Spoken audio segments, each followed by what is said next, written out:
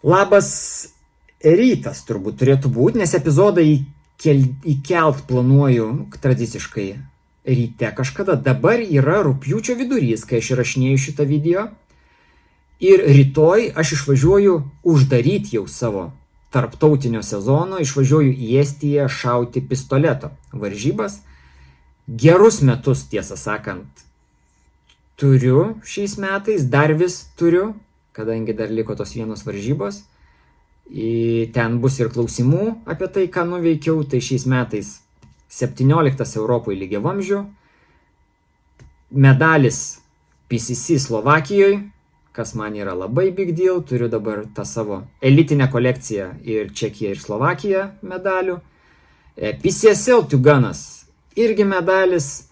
Nu tai dabar pasižiūrėsim dar, kaip čia su pistoletu pasibaigs. Tai atsakysiu, epizodas bus trumpesnis negu visada. Per šiuos 8 mėnesius sukrito 6 klausimai. Tai aš juos atsakysiu, pagalvoju, kad jeigu ne dabar, bijau, kad metų eigoj iki metų pabaigos tiesiog neturėsiu motyvacijos ir noro prisėsti, o kitais metais kai kurie klausimai turbūt jau bus nebe tiek aktualūs, kadangi mano šeimyna atostogauja, turiu laisvą vakarą, paskirsiu jį jums. Pirmas klausimas. Vis dažniau Lietuvoje medalius visose disciplinose laimi tie, kurie anksčiau nelaimėdavo. Kaip tai vertini? Krenta čempionų lygis? Tai aš vertinu tai kaip visiškai natūralų procesą. Kaip aš rašiau Facebook'e postą po Lietuvos pistoletų ir PCC čempionato, kad iš tų laikų, kai aš pradėjau sportuoti, tai maždaug prieš 17-18 metų, ant podiumų šiais metais visose bendrai divizionuose išliko tik tai 3 sportininkai iš tų laikų. Tai ateina dabar naujesni žmonės, jie turi labai daug informacijos, kaip treniruotis, kaip ruoštis. Internetas pilnas apie tai, tik tai turėk noro ieškoti.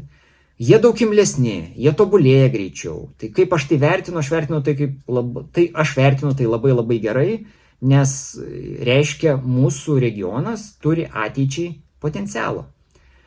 Ar krenta čempionų lygis? Aš gal ne tiek pasakyčiau, kad krenta čempionų lygis, kiek grįžčiau prie to, kad tie naujesni sportininkai, jie tobulėja tiesiog greičiau. Talentingesni galbūt. Tai čia yra sportas. Čia laimi geriausi, o jeigu kažkas tai sako, kad nelaimi geriausio, ten kažkur kažkam pasisekė, tai čia yra marazmėjimo tiesiog požymis. Tiesiog paleiskit dalykus. Palaikykit vieni kitus. Pas mus bendruomenėje to labai labai trūksta. Antras klausimas, čia beje federacijos klausimas. Hipotetinė situacija. Esu naujas žmogus, kuris susidomėjo IPSC. Gyvenu Vilniuje, sudalyvau atvirų durų dienose. Labai patiko. Kas toliau? Kas mane priims kartu šaudyti? Prie kokio klubo galėčiau prisijungti, kad dalyvaučiau IPSC bendruomenės veikloje?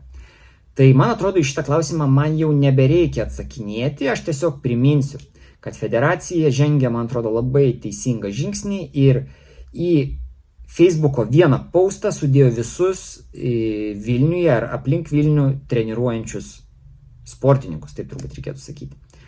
Tai vienintelis dalykas, jeigu jums aktualu ir norite žengti tuos pirmus žingsnius sporte, nueinate į PSLT, Facebook'as, oficialus federacijos puslapis ir tenais tiesiog jums reikės pasiieškoti to posto su visa informacija. Trečias klausimas. Kaip vertini savo pasirodymą PCC pasaulio čempionate? Tai dvi pusės. Tai visų pirma, prieš čempionatą aš ir postą rašiau ir deklaravau, kad statistiškai, kai aš susiduriu su Liogranžiu ir Ženšaru, aš renku 80%. Berods 3 ar 4 atvejai tokie yra. Tai šiuo atveju surinkau 78-79, tai yra viskas yra taip, kaip sakant, skaičiai nemeluoja. Vienintelis klausimas, kuris buvo, kiek į tuos 20% sutilp žmonių. Tai jeigu aš ten iš tų 800 būčiau buvęs ten 90 kažkelintas, būčiau sakęs, viskas labai gerai, viskas savo vietose. Gavosi 109. Tai dabar kita pusė yra, kad, kaip čia teisingai išsireikšti, dėl šito rezultato nukentėjo vienas mano bendradarbiavimas, nes žmonės iš manęs tikėjosi daugiau. Tai čia yra tokia šito čempionato rezultato neigiama pusė. Ketvirtas klausimas. 17 vieta lygiavamzdžių Europos čempionate. Kaip tai vertina rėmėjai? Labai panašus klausimas į prieš tai buvusi. Tik tai šiuo atveju yra tik tai pozityvas ir aš labai patenkintas, ir rėmėjai labai patenkinti, nes jeigu paėmus top 20 sportininkų visų, jeigu perėjus per pavardės, beveik visi yra kažkurios lygiavamzdžių gamyklos sportininkai. Tai čia netgi būtų dar tas retas atvejis, ko aš beveik niekada nedarau, kur aš galiu pasakyti, kad aš galėjau, manau, kad geriau. Bet kadangi esu multigano sportininkas, aš tą savo potencialą natūralu ištaškau, keisdamas platformas, keisdamas disciplinas, bet čia yra tokie profesiniai niuansai. Tai yra priežastis, kaip bebūtų, kodėl aš esu ten, kur esu dabar. 5 klausimas. Kaip išsirinkti trenerį? Šitas klausimas yra iš diskusijos ir žmogus norėjo, kad aš įgarsinčiau atsakymą. Tai numeris 1 saugiklis. Domėkitės, pas ką einat. Jeigu jūs einate pas gerą pistoletų sportininką ir tikitės, kad jisai jūs išmokys šaudyti PCC arba karabinu, tai čia yra tas pats, kas eiti pas dantų gydymo specialistą, bet pas tą, kuris lygina dantis, prašyti, kad jisai jums įsuktų implantą. Čia yra apie tą patį, mes visur ten šaudom, bet čia yra visiškai skirtingos temos. Tai, man atrodo, čia būtų toks numeris 1 patarimas. 6 klausimas. Ką 2026? Yra dabar procesų su rėmėjais, kurie turės įtakos, turbūt taip reikėtų sakyti. Su Grampaveriu kaip ir tęsime, neaišku kokią formą. Nes gali būti, kad man bus atrištos rankos šaudyti Lietuvoje kitais metais. Bet toks biškilyrinis nukrypimas. Sutikau, dabar ne per seniausiai buvau Palangoj, sutikau Aleksandrą. Aleksandrui labas. Pasilabinom, keliais žodžiais persimetėm ir man šeimyna po to klausė, sako, kas toksai, sakau, dabartinis Lietuvos čempionas. Sako, tau reikia, sako, šaudyti Lietuvoje. Sakau, bet kad aš išaugau. Ir aš tada jiems išdėšiu tokią teoriją, kuri, aš manau, yra labai labai teisinga. Yra 3 etapai. Kai mes ateinam į šitą sportą, jeigu tu esi žmogus, kuris bent jau žiūri tos overallus ir ten, kas jam gavosi, tai tu tai darai dėl garbės, pripažinimo, laikų ir su tuo susijusių dalykų, sakykime taip. Antras etapas yra vienetai žmonių Lietuvoje, kurie bando bent jau monetizuoti tą pripažinimą, laikus ir taip toliau. Ir jie siekia 3 dalykų.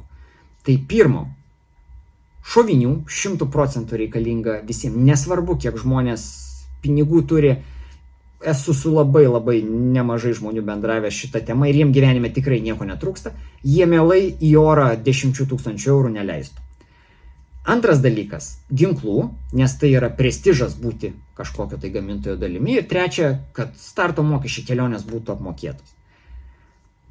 Šitus dalykus, kuriuos aš paminėjau 1 ir 2, ir jūsų dėka, nes jūs man ir laikus uždedat, ir pagerėt, ir pakritikuojat, aš turiu beveik 10 metį. Man yra, aš sakyčiau taip, 1 ir 2 etapas jisai jau senai egzistuoja mano gyvenime.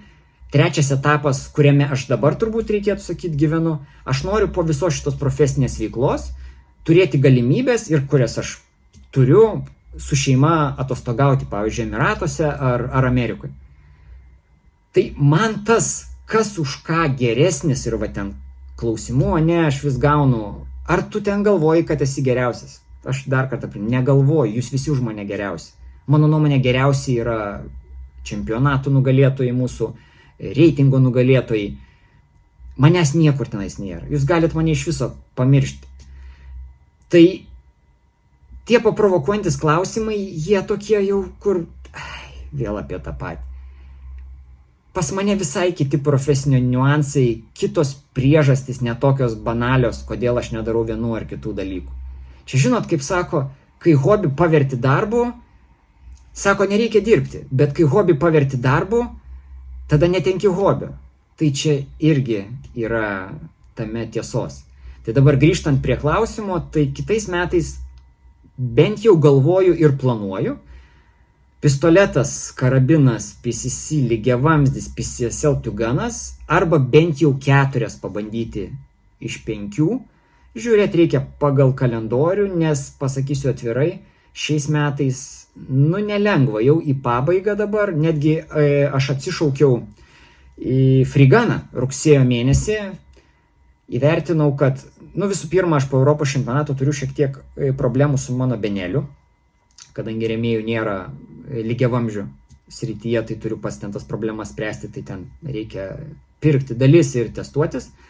Kitas dalykas, pačios taisyklės. Taip sakykime, aš turėčiau konkuruoti Open divizione su klasikiniu lygiavamzdžiu prieš tuos, kurie šaudo su dėtuvėmis, kas yra čia biški skirtingos istorijos. Tai nusprendžiau, kad šitą dalyką aš cancelinsiu šiais metais. Ir galvoju, kad kitais metais aš vis dėlto labiau orientuosiuos į PCSL tiuganą. Tai vat, o su Lietuva, nežinau, labai seku visą laiką. Sergu už labai tikrai puikiai žinot, su kuo susiskambinam, susirašom, visą laiką palaikau, visą laiką sergu, visą laiką padedu nuotoliniu būdu viskuo, kuo galiu. Ir kiekvieną kartą iš tikrųjų pagalvoju, kad būtų visai fainai, bet tada kitą rytą atsikeli ir gerai, kad manęs tenais nebuvo. Tai čia tokias, va taip vat, atsakyčiau į šitą klausimą. Pamatysim, aš kaip visą laiką savo socialiniuose tinkluose tikrai pasidalinsiu, ką veikiu, kur važiuoju ir panašiai. Ir šiaip, o jums ačiū, jeigu žiūrit, tai ačiū už palaikymą. Tai va toks šį kartą trumpas epizodas gavosi. Ačiū visiems už šiuos užduotus klausimus.